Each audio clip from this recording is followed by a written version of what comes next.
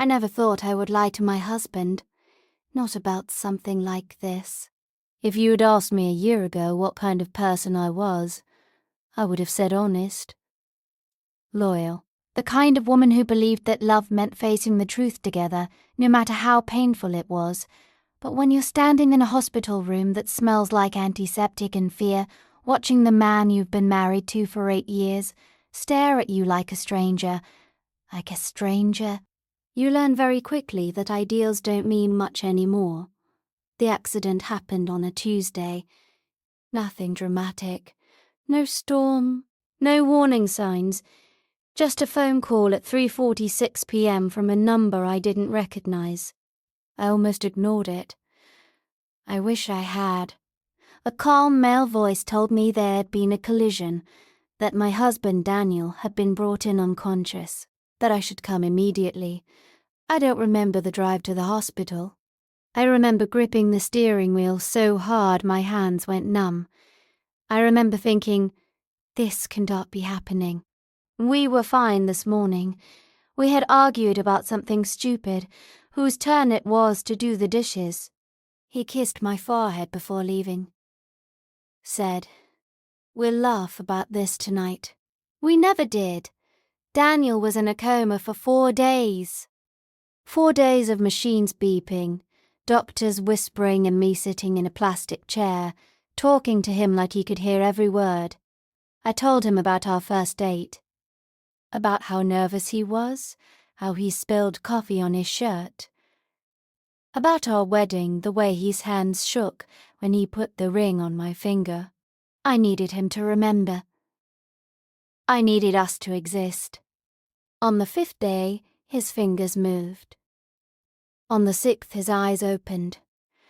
That was the moment everything changed. I was sitting beside him, half asleep, when I felt it. That shift in the room. The silence that isn't silence at all. I looked up. Daniel was awake. My heart slammed so hard I thought I might pass out. Daniel, I whispered. His eyes focused slowly, like he was trying to look through fog. Then he frowned. Sorry, he said, his voice rough. Are you the nurse? The word hit me harder than any diagnosis ever could. I froze. This was it. The moment the doctors warned me about. I opened my mouth to say his name, to say I'm your wife, to say I'm right here. But before I could, a doctor walked in, and everything spiraled from there. They explained it gently. Traumatic amnesia. His memory loss was selective. He remembered how to speak, how to read, basic facts about the world. But his personal memories? Gone. No childhood. No college. No wedding. No me. He might recover some memories, the neurologist said. Or he might not. There's no way to know. I nodded like I understood. Inside I was breaking apart. When the doctor left, Daniel looked at me again. Not with love. Not with recognition. With polite curiosity. I'm sorry, he said. I don't remember you. I forced a smile so wide my face hurt. That's okay, I replied. It wasn't. The next few days blurred together. Tests. Questions. Visitors who cried when they saw him. Visitors he didn't recognize. Each time someone said, "It's me," I watched his face fall, just a little more. Confusion. Guilt. Exhaustion. By the 3rd day, he stopped asking. That scared me more than anything. On the 4th day, he asked me something unexpected. Why are you here so much? He said quietly. I was sitting by his bed, reading a book I hadn't absorbed a single word from. I looked up. What do you mean? He shrugged. You don't have to stay. I'm sure you have a life. I swallowed. Because I did have a life. It was him. The doctors pulled me aside that evening. They said Daniel was overwhelmed. That too much emotional pressure could slow his recovery. that sometimes. Space helped. Then one of them said something that changed everything. If it helps him heal, it's okay not to tell him everything right away. That sentence stayed with me. Not to tell him everything. That night, when Daniel asked again who I was, I hesitated. Every part of me screamed that this was wrong, that I was betraying him, that love doesn't start with a lie. But another part of me, the terrified, exhausted part, thought, what if he never loves me again once he knows? What if knowing hurts him more? So I said the words that would haunt me for months. I'm a friend, I told him. I wanted to make sure you were okay. He smiled. A small, genuine smile. Thank you, he said. That's really kind of you. And just like that, I erased our marriage. Over the next week, I became someone new. Not his wife, not his partner, just a woman who visited. I learned how he spoke now. What jokes still made him laugh. What music felt familiar, even if he didn't know why. And slowly, painfully, I noticed something else. He looked at me longer than he looked at anyone else. One afternoon, as I was getting ready to leave, he said, "Can I ask you something?" Of course. He hesitated, then smiled nervously. Are you seeing anyone? My heart stopped. No, I said. He nodded, like he was relieved. That's good, he said. I don't know why, but I feel like I trust you. I went home that night and cried until I couldn't breathe. Because my husband, the man who once vowed to love me forever, was falling for me, without knowing I was already his wife. I told myself I was doing the right thing. That lie repeated itself in my head every morning as I parked outside the hospital, every time I took a deep breath before walking into his room, every time he smiled at me like I was someone new. I told myself this wasn't manipulation, that I was protecting him, that once he was stronger, I'd tell him everything. But the truth was simpler and uglier. I was afraid that if he knew who I really was, he would look at me and feel nothing. The first date, the idea wasn't mine. It happened on a Thursday afternoon when Daniel was finally allowed short walks outside the ward. We were sitting on a bench near the hospital garden. The air heavy with the smell of flowers and disinfectant. He was quieter than usual. You okay? I asked. He nodded, then shook his head. I feel stupid saying this, he said, staring at his hands. But I feel like my life started in that hospital bed. And everyone else seems to be continuing a story I don't remember. My chest tightened. I'm sorry, I whispered. He looked at me then, really looked at me. Can I ask you something kind of personal? I forced myself to meet his eyes. Okay. Would you maybe want to get coffee with me sometime? He asked. Not here, somewhere normal, just as two people. For a second I couldn't breathe. I had waited years for that question once. I remembered exactly how he sounded the first time he asked me out. Nervous, hopeful, terrified of rejection. This time felt worse. Because this time, he had no idea who I was. I think that would be nice, I said softly. His smile was immediate, bright, almost boyish. And just like that, I agreed to date my own husband, falling in love. Again, our first coffee was awkward. Not because the conversation didn't flow. It did, but because every word felt like stolen time. He told me stories about his childhood that he remembered in fragments, about a dog he once had, about how certain songs made him emotional even though he didn't know why. I filled in nothing. I let him be who he was now. And the terrifying part? I liked this version of him too. He was gentler, more open with his feelings. He asked questions instead of assuming answers. On our third date, he told me, I feel like I can tell you things I don't tell anyone else. I smiled and nodded, my heart breaking quietly, because I already knew everything. The almost moment, it happened 2 weeks later. We were at my apartment, our apartment, though he didn't know that. I had removed every photo of us together, every trace of our shared life. He stood in the living room, looking around slowly. This place feels familiar, he said. My stomach dropped. How? I asked, trying to sound casual. I don't know, he said, like I've been here before, like I belong here. Then his eyes landed on something I had forgotten. A small scar on my wrist. His face changed. You got back cooking, he said suddenly. When you tried to flip pancakes and almost burned the kitchen down, the room went silent. I stared at him. You remember? I whispered. He frowned, confused. No, it came out of nowhere.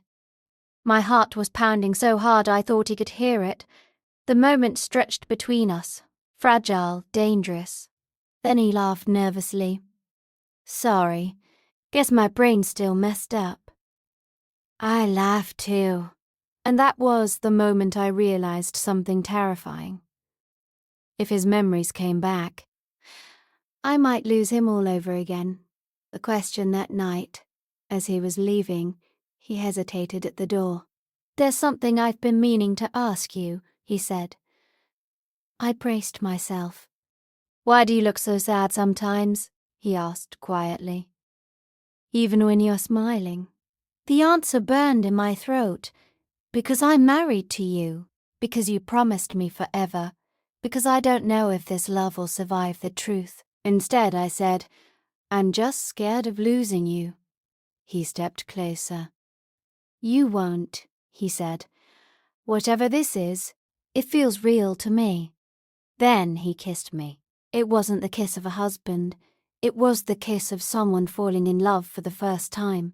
And I kissed him back. Guilt I didn't sleep that night. I lay awake replaying everything. His laugh, his voice, the way he said my name, not my wife, not the woman I married, just me. By morning, the guilt was unbearable. I made a decision. I would tell him, that day.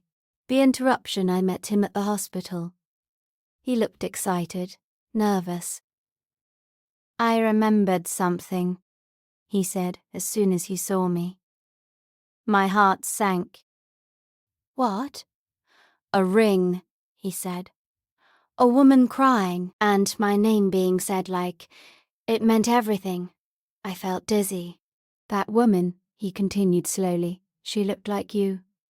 My mouth opened, and before I could say a single word, a nurse called his name.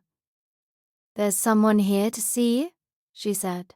He turned and froze, because standing in the doorway was my mother, holding a photo album.